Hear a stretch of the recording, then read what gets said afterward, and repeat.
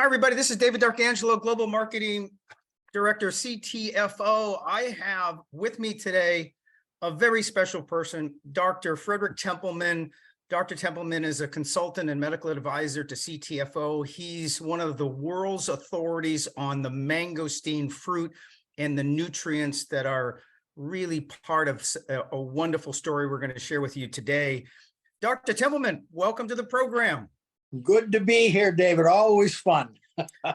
So I just spent 2 days with you in Dallas, Texas, with a great group of people who you've done business with for many, many years. The most important question I have to ask you is, they trust you impeccably. Why? How did you earn that trust? Well, I think part of it is, I'm not sure. I just got a nice, trustful face. All drugs have side effects. And when you put 2 or 3 or 4 into the human body, all those side effects combine to do something unnatural in a very complex and complicated way that's dangerous. So I came to supplements because they were less dangerous. They may have been in some situations more effective than drugs. I actually stopped prescribing a number of drugs when I found out that the mangosteen would do things across all of the organ systems. And it was the most versatile thing I'd seen. I'd used lots of other supplements, but it was the most remarkable of the supplements. And it did so much. And then I went to Thailand and started looking into the traditional medicine more deeply than I had up to the time. And I was reassured that I didn't have to make my mind up about this thing. Society in traditional medicine and practitioners and millions of patients had already made up their mind about the mangosteen. It worked, and it was safe, and it worked in a lot of different situations. Yeah. And so it was a wonderful find, because you can find supplements like echinacea, for example, which people say, well, you've got upper respiratory tract infection, echinacea is really going to help you. But if you've got belly pain, echinacea is not going to help you. If you've got a headache, echinacea is not going to help you. If you've got problems elsewhere in your body from a different system, echinacea is not going to help you, because it really has only one sort of class of actives in it. Whereas the mangosteen has 5 of the major families of things that we have learned in the scientific era make a big difference in the body. And so it's more versatile than anything else. And boy, that was reassuring, because I could give it to somebody with belly pains. I could give it to someone with headaches. I could give it to someone with muscle pains. I could give it to someone with urinary tract infections. It had antibiotic, it had anti-inflammatory, it had all kinds of effects, and it wasn't dangerous. So I wasn't going to ever have to use the paddles on anybody that I gave mangosteen to. So why wouldn't I use it? It became my go-to. And when it became my go-to, I developed a great amount of confidence in it. Like I say, I believed the history, and I just used it a lot. Yeah. I mean, I see, if you watch TV, you see everything now. There's beets, there's blueberries, there's mangoes, there's, and then we have mangosteen and the xantho-enriched nutrients from the pericarp. How does it compare to the bombardment of other alternatives out there? Is it a more complete solution? Well, we all have heard of the term superfruit, right? Right. And my partner, who is a professor at the University of Utah, thought long ago, when he was active with me in that enterprise, we were going through, while we were actually doing a video, we were going through all of the different things about the mangosteen, what it could do and where. And he said, you know what, this is not just, because I was going through the list and he was commenting, and he said, you know what, this is not just a fruit, this is a superfruit. Right. And so we started to use the term superfruit about the mangosteen. It had never been used before. I mean, that was 2003.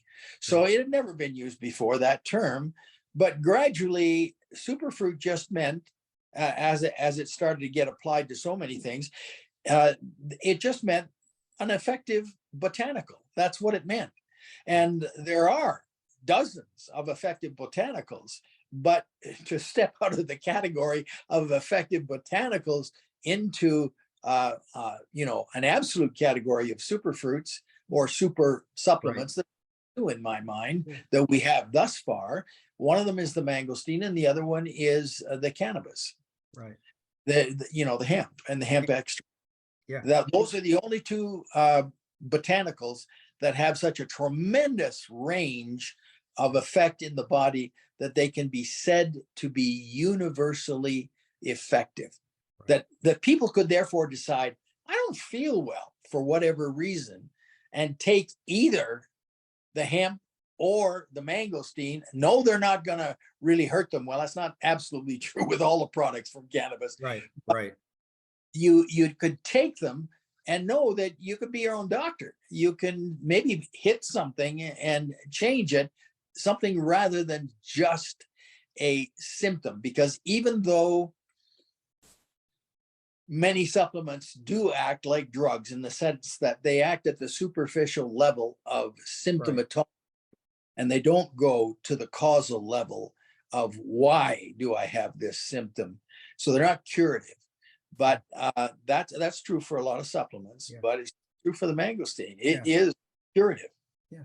Like, let me switch gears for a little bit. And obviously we have the XanthoMyst and product, which is a kind of a one of a kind that's come to market, and it has really what we believe is, we call it the most potent, fastest delivery mangosteen xanthan rich supplement with the best bioavailability ever brought to market. I mean, we're making the name for ourselves, but really what I saw you do this weekend is, it's all about, we can say everything we want about how fantastic the potency is, how bioavailable it is, how great it is to mist it onto the soft tissue in your mouth and have it go into your body.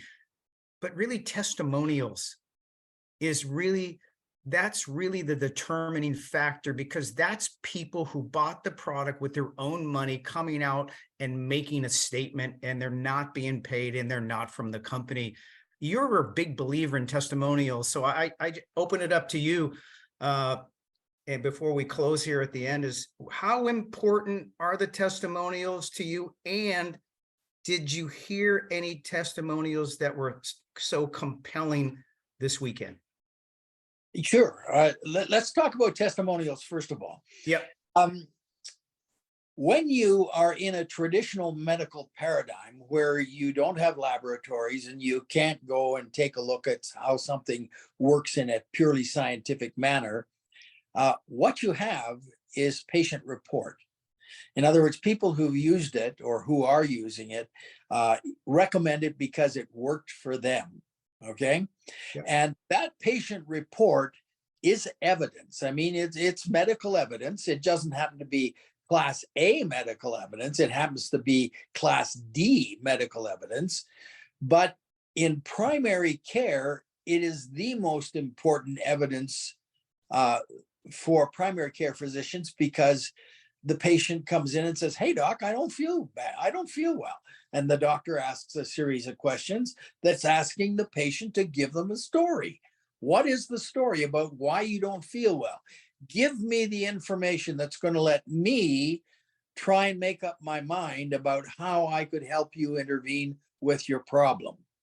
And that's all class D evidence. Well, class D evidence does not impress scientists. But like I say, in primary care, it is the commonest and the most voluminous evidence you're going to have. Yeah, you'll have some blood work. You may have an x-ray. You'll have some things that are really important. But it's really what the patient says. And that's why they say, I used to say to my patient, look, we're going to try something, and I want you to come back in whatever the time period that I figured we could sort of see a change or no change, and know whether we were making progress or whether we needed to go down a different avenue. And the patient was my source. They'd come back in and I'd say, how are you doing? And when they started to talk to me, class D evidence, but it was their testimonial when it worked. Yeah, doctor, whatever you gave me, that really worked. And so testimonial is valid evidence. It is not high class valid medical evidence, but it certainly is important. And when you get it in great quantities for supplements where the traditional evidence was always anecdotal, it was always the story, what the patient said, then that works. Now, there can be things that will make those testimonials a little bit different. And the reason why the striking testimonials that we heard on the weekend were there was largely because these people already believed in the mangosteen. Most of them had already had a beneficial health experience with it. And now they were looking at something that on every point theoretically was better. Therefore, they were really having tremendous effects from this. But when you have prior experience with something, your testimonial has less validity than someone who has never used it before. So that's why I told you that when we look at these testimonials, it is our evidence, but the best ones are going to be the testimonials from people who've never had mangosteen in their body and ideally are not business people who will be able to make a real good living from being in the supply chain of providing that thing. So we had strong testimonials because they already knew it worked and it had worked in them.